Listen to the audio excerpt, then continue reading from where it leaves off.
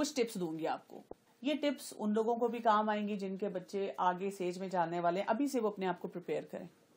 और कुछ बच्चे अभी ऐसे होंगे जो आपको लग रहा होगा कि हमने उनको मिस हैंडल कर दिया और वो नहायत बुरी तरह से अब वो 19 साल या 20 साल तक पहुंचे हैं और हमारा रिलेशनशिप नहीं है। सिर्फ ये है कि आपको हिकमत के साथ उन टिप्स को इस्तेमाल करना है। कई जगहों पे आपको फौरन कर लेंगी, कुछ चीजों में आहिस्ता आहिस्ता करेंगी, कुछ चीजों में उनको आदी बनाएंगी। सबसे पहली बात तो ये कि अपने रोल को अंडरस्टैंड करना।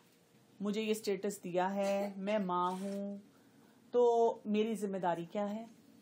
कभी ना सोचें कि मैं उस जिम्मेदारी से बरी जिम्मा हूं, कभी उस जिम्मेदारी से थके ना।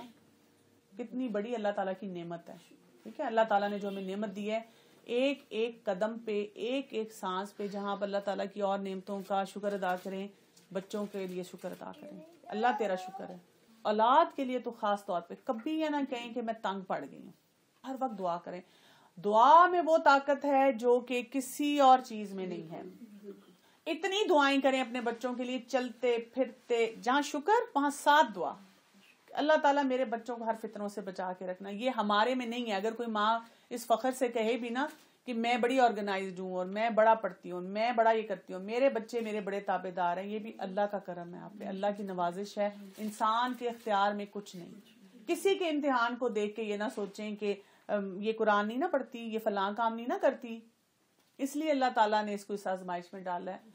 कोई माँ ये नहीं चाहती, चाहे वो दीन के करीब है या दूर है, कि मेरा बच्चे से मुझे कोई आजमाइश है। फिर ये कि एक वाजे सोच के साथ प्लानिंग करनी। आप मत ये चाहें कि दीन और दुनिया बराबर मिले, ये नहीं हो सकता। This is not possible.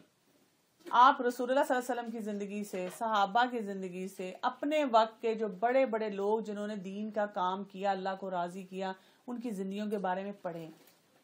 अल्लाह ने उनको दुनिया में भी कामयाबी दी, लेकिन उन्होंने दुनिया को टारगेट नहीं बनाया।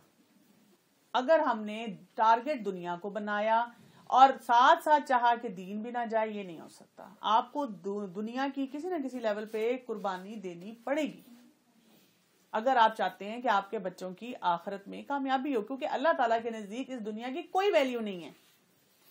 बच्चों को तालीम भी दें, बच्चों की तरबियत भी करें, लेकिन किसी मामले में अगर आपको चॉइस करनी पड़ती है दीन और दुनिया की, तो हमेशा दीन की चॉइस करें। दुनिया मत चूज करें। कम लेवल के स्कूल में करा दें, कम एजुकेशन पे कॉम्प्रोमाइज कर लें, कम लेवल की चीज ले लें। हम कहते हैं क्या करें ना, आखिर दुनिया में भी तो चलना है ना। हमारी चॉइसेस की वजह से बच्चे सफर करते हैं, ये याद रखिएगा। हम गलत चॉइस करते हैं।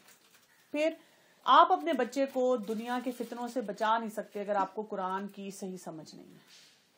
There is no shortcut to it. Quran को समझना और खुद बाअमल बनना। आपका किरदार आपके बच्चों में आएगा, आपका डिसिप्लिन आपके बच्चों में ट्रांसफर होगा। कुरान को समझें, कुरान को अप्लाई करें अपनी लाइफ में और बच्चों को ट्रांसफर करें। बच्चों को ट्रांसफर लेक्चर से नहीं होता।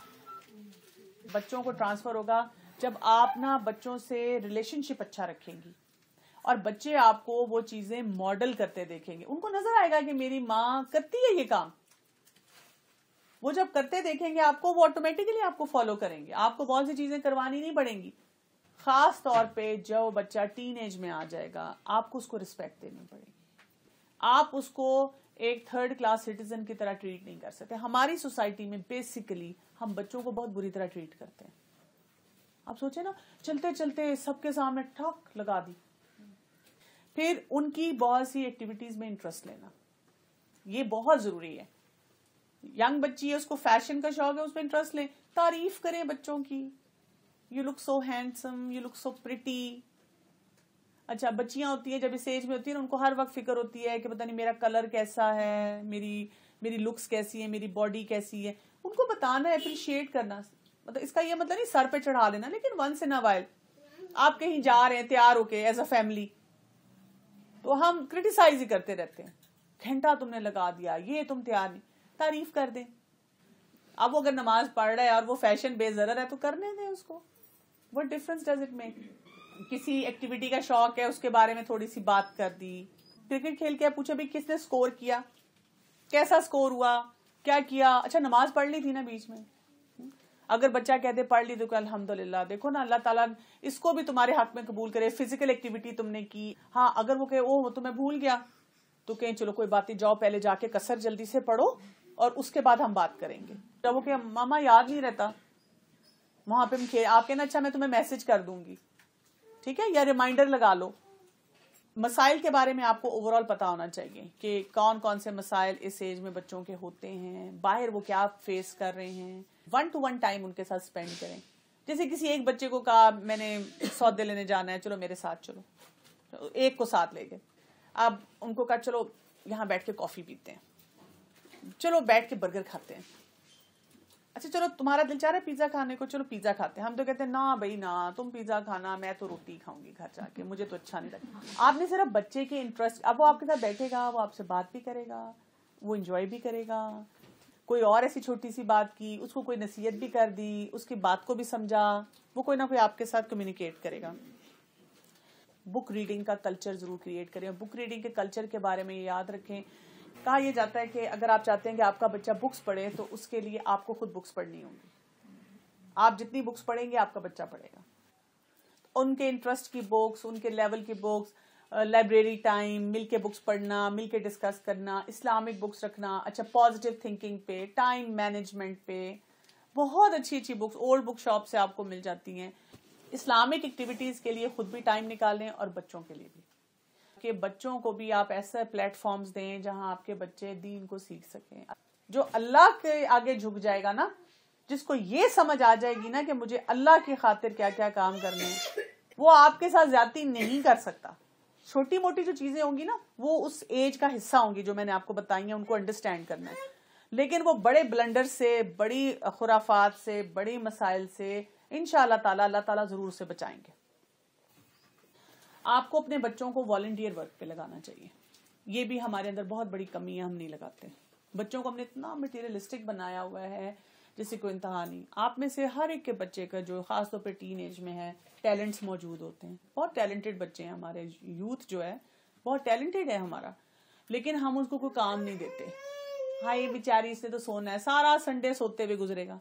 वॉलंटियर वर्क पे लगाएं। कच्ची बस्तियां जगह जगह हैं, नेबर्स के बच्चे हैं जो बेचारे ट्यूशनें इतनी ज्यादा देते हैं। क्यों देते हैं भाई?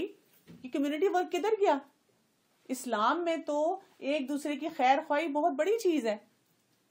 हमें भी लालच आ जाता है कि चलो जी, फिर अगर तुम चलो अच्छा है, तुम्हारी पॉकेट मनी निकल आएगी, तुम्हें 2-3 हजार मिल जाएंगे, और बच्चे को हम शुरू से मटेरियलिस्टिक बना देते हैं। आप बताएं, तुम्हारा मैथ्स बहुत अच्छा है, हर संडे को मोहल्ले के ये जो हैं मेरी दोस्त हैं, वो परेशान थी, उनके बच्चे को मैथ्स में इशू है, तुमने पढ़ाना है। बच्चा ची पी करता रहेगा, मैंने नहीं कराना। आपने कहना नहीं भाई बेटा, मैंने तो अब कह दिया उनको, और आपने कराना है। आपने 1 घंटा उसको पढ़ाना है, तो मुझे क्या मिलेगा? आपको सवाब मिलेगा, आपके काम में और वक्त में बरकत होगी। आपने अपने स्किल को यूज करना है। बच्चों को अपने स्किल्स को आइडेंटिफाई करना और सिखाना करें। मैं बता रही हूं आपको, कच्ची बस्तियां, हॉस्पिटल्स, बाकी कितनी जगह। फिर ये कुछ बच्चों के साथ आप ऐसी भी चीजें करें कि बच्चों को जैसे प्रोटेक्शन की दुआएं सिखाएं, सुबह शाम हिफाजत की दुआएं, आदत बनाएं उनकी कि उन्होंने सीखना है। घर में माहौल ऐसा कि सीडीज वगैरह कभी ना कभी चल रही हो, इनडायरेक्ट उनकी लर्निंग, कुछ चीजें ऐसी जो अपॉर्चुनिटीज हैं उनको वो दें।